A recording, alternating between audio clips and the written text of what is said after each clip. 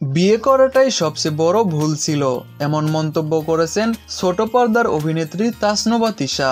ব্যক্তি জীবনে 2014 সালে ভালোবেসে ফারজানুল হককে বিয়ে করেছিলেন তিনি। সেই সংসারে ছিল তার এক মেয়ে ও এক ছেলে, কিন্তু বিয়ের 4 বছরের মাথায় ভেঙে যায় এই অভিনেত্রীর সংসার।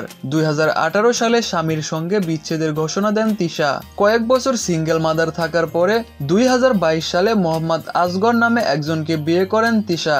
দুজনের পরিচয়ের সম্পর্ক শেষ পর্যন্ত বিয়েতে রূপ নেয়। বর্তমানে স্বামী সন্তান নিয়ে সংসার ও অভিনয় চালিয়ে গেলেও সম্প্রতি এক সাক্ষাৎকারে তাসনভা তিশা বলেন, বিয়ে করাটাই সবচেয়ে বড় ভুল। কেন বিয়ে করা সবচেয়ে বড় ভুল সেই কারণ খোলাসা না করলেও অভিনেত্রী বলেন, আমার মনে হয় আমার বাচ্চাদেরও আমি বিয়ে দেব না, মানে তাদের বিয়ের জন্য চাপ বা উৎসাহ দিব না, তবে যদি তারা নিজ থেকে কখনো বিয়েতে আগ্রহী হয় আটকাবো না।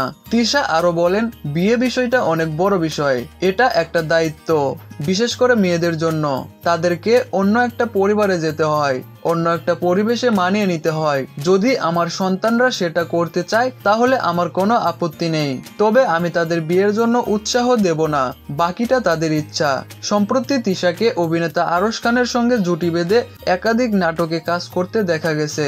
তাদের নিয়ে প্রেমের গুঞ্জনও ছড়িয়েছে, তবে অভিনেত্রী জানিয়েছেন, আরশের সঙ্গে আমার কোনো প্রেমের সম্পর্ক নেই, একসঙ্গে জুটি বেঁধে কাজ করেছেন বলেই এমন গুঞ্জন।